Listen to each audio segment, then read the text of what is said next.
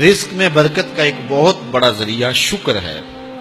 ارشاد فرمایا لَإِن شَكَرْتُمْ لَأَزِيدَنَّكُمْ، اگر تم شکر کرو گے وہ تمہیں اور زیادہ عطا کرے، اور اگر تم شکر نہیں کرو گے وَلَئِن كَفَرْتُمْ، کفران نعمت کرو گے، إِنَّ عَذَابِي لَشَدِيدٌ، تو پھر میرا عذاب بڑا سخت ہے۔ رزق کے اضافے کا ایک اور بہت بڑا سبب انفاق فی سبیل اللہ ہے۔ اللہ فرماتا ہے جو تم خرچ کرتے ہو تو جو چیز تم نے نکال دی اس کی جگہ اللہ تمہیں اور عطا کر دیتا ہے۔ بعض کا ہمارا یہ ہوتا ہے کہ کوئی آدمی مالی بحران میں آ گیا تو وہ کرتا کیا ہے کہ جو راہ خدا میں دینے کا کھاتا تھا پہلے اسے کلوز کرتا ہے، یہ فلاں مدرسے کو دیتے ہو یہ بھی بند کر دو، یہ مسجد کو دیتے ہو یہ بھی بند کر دو، یہ فلاں غریب کو دیتے ہو یہ بھی بند کرو، حالات ٹائٹ ہو گئے۔ لیکن 5 گاڑیاں ہیں تو 2 گاڑیوں پہ گزارا کر لیا جائے، پیٹرول بچے، یہ نہیں ہو سکتا۔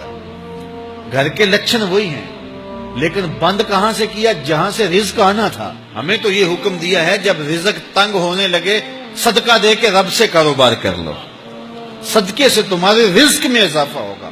یہ رب کا وعدہ ہے، اللہ کے وعدے جھوٹے نہیں ہو سکتے۔ رزق کی برکت کا ایک اور بہت بڑا ذریعہ النکاح ہے۔ فرمایا اگر تم نکاح کرو گے، تم فقیر ہو وہ تمہیں غنی کر دے گا۔ لوگ کہتے ہیں بچہ پیروں پہ کھڑا ہو لے تو پھر نکاح کریں گے، اللہ کہتا ہے تم نکاح کرو ہم پیروں پہ کھڑا کر دیں گے۔ ہمارا فلسفہ اپنا ہے، اس کا حکم اپنا ہے۔ وہ کہتا ہے ابھی تو یہ اپنے لیے نہیں کماتا تو جو آئے گی اس کو کہاں سے کھلائے گا؟ میاں جس نے آنا ہے اس نے اپنا رزق لے کے آنا ہے۔ تو بچوں کی شادیاں کرو، اگر وہ جوان ہو گئے رزق نصیب ہوگا۔ اپنے اہل خانہ کو نماز کے حکم دینے سے رزق بڑھتا ہے، کیونکہ جو صبح کا وقت ہوتا ہے یہ رزق کے بٹنے کا وقت ہوتا ہے، اور جس گھر میں صبح کے وقت لوگ سوئے ہوئے ہوتے ہیں وہاں بے برکتیاں ہوتی ہیں۔ تو طلوع فجر سے لے کر کے طلوع آفتاب تک اپنی اولاد کو، بیوی کو، بچوں کو نہ سونے دیں۔ اس وقت رزق بٹنے کے لمحے ہوتے ہیں۔ کثیر دعائیں مانگیں، تلاوت کلام مجید پڑھیں، اور نماز فجر مرد حضرات مسجدوں میں جا کے باجماعت ادا کریں، اور گھروں میں جو ہے وہ بیٹیاں بہنیں مصلے بچھا لیں تو اللہ کی رحمتوں کا نزول ہوگا۔ اب ایک حدیث میں رزق کے اضافے کا ایک اور نسخہ ارشاد کیا گیا۔ میرے حضور نے فرمایا جو شخص یہ چاہتا ہے کہ اس کے رزق میں برکتیں ہو اور اس کی عمر میں اضافہ ہو تو وہ اپنے رشتہ داروں کے ساتھ سلوک اچھا کرے۔ رشتہ داروں کے ساتھ اگر اچھا سلوک کرو گے تو پھر تمہارے رزق میں برکت ہو۔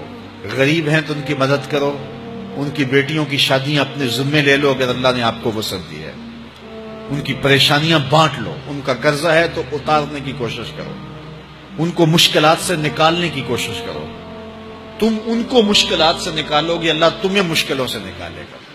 تمہارے رزق میں بھی برکتیں ہوگی اور تمہارے مال میں بھی برکتیں ہوں۔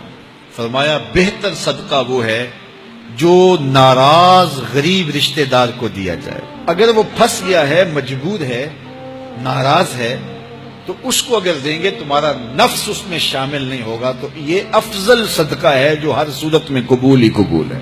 رزق کے اضافے کا ایک اور سبب الاحسان الی الضعفاء، جو کمزور لوگ ہیں ان کے ساتھ اس نے سلوک کرنا۔ الانفاق علی طلبۃ العلم، طالب علموں پہ خرچ کرنا، یہ بھی رزق میں اضافے کا سبب اور ذریعہ ہے۔ وہ حضرت بابا فرید نے کہا نا، چھٹا رکن دین کا روٹی ہے۔ گھر میں کچھ نہ ہو تو پھر نہ نماز اور نہ ہی دیگر امور کی لذت آتی ہے، تو یہ رزق فراواں اور وسیع اور مبارک نصیب کر دے اللہ۔ تو اس کے لیے ایک اور وظیفہ میں دیتا ہوں، اور وہ یہ کہ مغرب کے بعد 21 مرتبہ سورۃ الکوثر پڑھ لیں، کثرت ہو جائے گی انشاءاللہ۔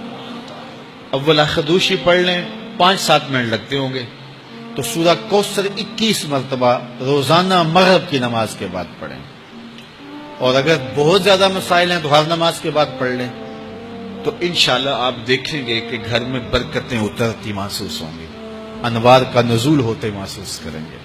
تو یہ وہ رزق کے اسباب ہیں، اگر ہم اختیار کر لیں تو ہم اللہ کی خاص رحمتوں کے حقدار ہوں گے۔ اللہ ہم سب کو رزق حلال، رزق وسیع، رزق سہل، رزق مبارک، رزق فراواں نصیب فرمائے۔